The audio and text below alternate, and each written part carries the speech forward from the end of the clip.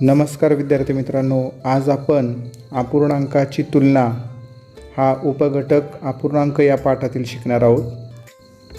खालील चित्रात समान लांबीच्या पट्ट्यांचे काही भाग रंगवले आहेत. रंगवलेला भाग कोणता अपूर्णांक दर्शवतो हे प्रत्येक पट्टीपुढील चौकटीत लिहा. तर विद्यार्थी मित्रांनो, आपण या चौकटी पाहूया आणि त्यानुसार आपण अपूर्णांक लिहूया.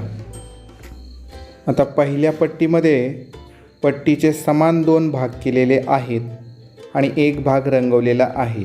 याचाच अर्थ 1/2.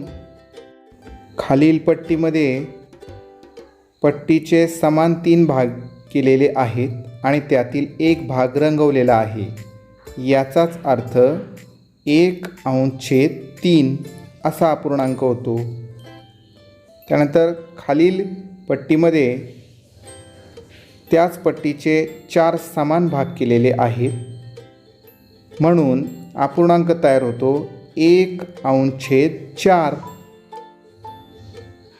त्यानंतरची खालची पट्टी पाहूया. त्याच समान पट्टीचे समान 5 भाग तयार केलेले आहेत आणि त्यातला एक भाग विचारात घेतलेला आहे. याचाच अर्थ अपूर्णांक तयार झाला 1/5. शेवटच्या पट्टीमध्ये त्या पट्टीचे किती समान भाग केलेले आहेत पहा बरं विद्यार्थी मित्रांनो. 1 2 3 4 5 6 6 समान भाग केलेले आहेत. मग अपूर्णांक तयार झाला 1/6. विद्यार्थी मित्रांनो, या चित्रांचे व चौकटीत लिहिलेल्या अपूर्णांकाचे निरीक्षण करूया व खालील प्रश्नांची उत्तरे लिहूया. प्रश्न पहिला, 1/2 आणि 1/3 यांपैकी कोणता अपूर्णांक लहान आहे? विद्यार्थी मित्रांनो, 1/2 म्हणजे पहिली पट्टी आणि 1/3 म्हणजे दुसरी पट्टी. यापैकी कोणता अपूर्णांक लहान आहे? विद्यार्थी मित्रांनो, चित्राचे नीट निरीक्षण करा आणि अपूर्णांक ओळखा. सर, 1/2 या पट्टीचा रंगवलेला भाग जास्त आहे व दुसऱ्या पट्टीचा रंगवलेला भाग हा कमी आहे, म्हणून 1/3 हा अपूर्णांक लहान अपूर्णांक दिसत आहे. अगदी बरोबर आहे तुझं. छान. प्रश्न दुसरा, 1/5 आणि 1/6 यांपैकी कोणता अपूर्णांक लहान आहे? तर विद्यार्थी मित्रांनो, 1/5 म्हणजे चौथी पट्टी आणि 1/6 म्हणजे शेवटची पट्टी. या दोन्ही अपूर्णांकांपैकी लहान अपूर्णांक कोणता आहे ते आपल्याला ओळखायचं आहे. तर पट्ट्यांचं नीट निरीक्षण केलं तर तुमच्या चटकन लक्षात येईल, रंगवलेला भाग ज्या पट्टीचा कमी आहे तो अपूर्णांक लहान, म्हणजेच 1/6 हा अपूर्णांक लहान आहे. प्रश्न क्रमांक 3, 1/3 आणि 1/5 यांपैकी मोठा अपूर्णांक कोणता आहे? तर 1/3 पट्टी पहा आणि 1/5 अपूर्णांकाची पट्टी पहा. यामध्ये सर्वात मोठा अपूर्णांक कोणता आहे? तर अगदी बरोबर, ज्या अपूर्णांकाचा छेद लहान आहे तो अपूर्णांक मोठा आहे. अगदी बरोबर, म्हणजेच 1/3 हा अपूर्णांक मोठा आहे. विद्यार्थी मित्रांनो, छान उत्तरे दिलीत बरं का तुम्ही. आता पुढील प्रश्न अभ्यासूया. प्रश्न चौथा, खालील चौकटीत लहानात लहान आणि मोठ्यात मोठा यांपैकी योग्य चिन्ह लिहा. विद्यार्थी मित्रांनो, या ठिकाणी अंश सारखा आहे. याचाच अर्थ अंश सारखा असताना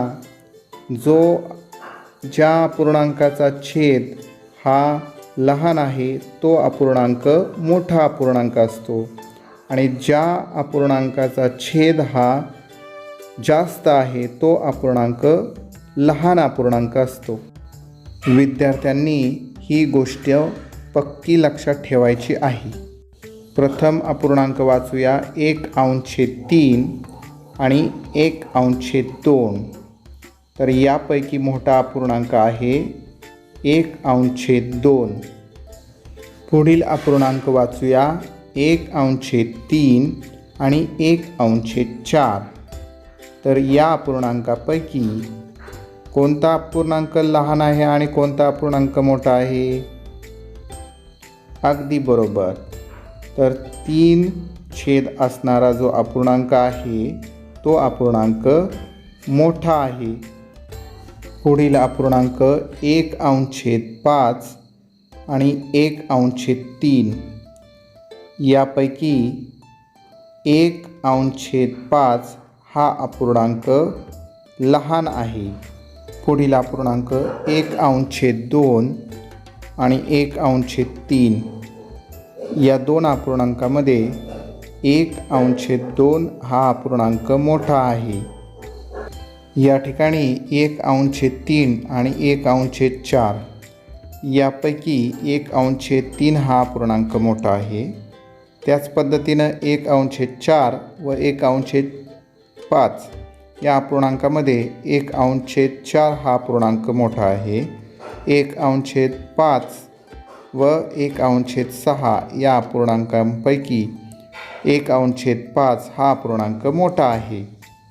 तर विद्यार्थी मित्रांनो, अंश जर सारखा असेल तर ज्या अपूर्णांकाचा छेद लहान आहे तो अपूर्णांक मोठा असतो. ज्या अपूर्णांकाचा छेद हा जास्त आहे तो अपूर्णांक लहान असतो. विद्यार्थ्यांनो, ही गोष्ट पक्की लक्षात ठेवायची आहे. प्रश्न 5वा वाचूया. अंश 1 असणाऱ्या अपूर्णांकाचा छेद जसजसा मोठा होत जातो तसतसा अपूर्णांकाच्या किमतीवर काय परिणाम होत असतो? अगदी बरोबर. जसजसा अपूर्णांकाचा छेद मोठा होतो तसतसा अपूर्णांक तो छोटा छोटा होत जातो, म्हणजेच तो अपूर्णांक लहान होत जातो. प्रश्न 6वा. 1/6 आणि 1/9 यापैकी कोणता अपूर्णांक लहान आहे? कारण लिहा. तर 1/6 आणि 1/9 यांपैकी 1/9 हा अपूर्णांक लहान आहे. एक वस्तू आहे ती 6 जणांमध्ये वाटली तर प्रत्येकाला भरपूर आली. पण तीच वस्तू जर 9 जणांमध्ये वाटली तर सर्वांना कशी येणार आहे विद्यार्थी मित्रांनो? तर सर्वांनाही कमी कमी प्रमाणामध्ये ती येणार आहे. म्हणून 1/9 हा अपूर्णांक लहान आहे. प्रश्न 7वा. खालील चौकटीत समान, लहानात लहान आणि मोठ्यात मोठी यांपैकी योग्य चिन्ह लिहा. तर विद्यार्थी मित्रांनो, हा संपूर्ण 7वा जो प्रश्न आहे तो तुम्ही वहीमध्ये छान पद्धतीने लिहून काढायचा आहे. या सर्व ठिकाणी अंश सारखाच आहे. याचाच अर्थ तुम्ही अपूर्णांकाचा लहान मोठेपणा ठरवत असताना तुम्ही काय करायचं आहे, तर ज्याचा छेद मोठा तो अपूर्णांक लहान. प्रश्न 8वा. तुमच्याकडे एक फळ आहे. त्याचा उपयोग करून 1/4 आणि 1/2 हे तुमच्या मित्राला किंवा मैत्रिणीला कसे समजावून सांगाल? विद्यार्थ्यांनो, हाही प्रश्न तुम्ही वहीमध्ये छान पद्धतीने सोडवायचा आहे. समूहाच्या संदर्भातील अपूर्णांक. शेजारच्या चित्रात 4 मेणबत्त्यांचा समूह आहे. त्याचे 2 समान भाग करून त्यापैकी एक भाग रंगवला आहे. म्हणजेच 1/2 भाग रंगवलेला आहे यावरून 4चा 1/2 म्हणजेच 2 असा अर्थ होतो. या ठिकाणी 8 गोट्यांचा समूह आहे. त्याचे 4 समान भाग केले आहे. ते चित्रामध्ये आपल्याला दिसत आहे. त्यातील एक भाग रंगवला म्हणजेच 1/4 भाग रंगवला, म्हणून 8चा 1/2 म्हणजे 2 असा अर्थ होतो. या ठिकाणी 12 चेंडूंचा एक समूह आहे. त्याचे 4 समान भाग केले.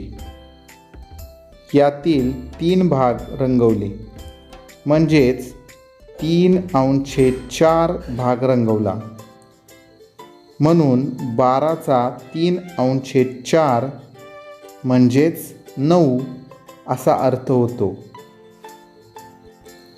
विद्यार्थी मित्रांनो, या ठिकाणी 6 पेन्सिलींचा एक समूह आहे. त्याचे समान 6 भाग केलेले आहेत. प्रत्येक भागात एकच पेन्सिल आहे. त्यातील 5 भाग रंगवले आहेत. यावरून 6चा 5/6 म्हणजेच 5 असा अर्थ होतो. व्हिडिओ आवडला तर सागर SSK चॅनलला सबस्क्राईब करा.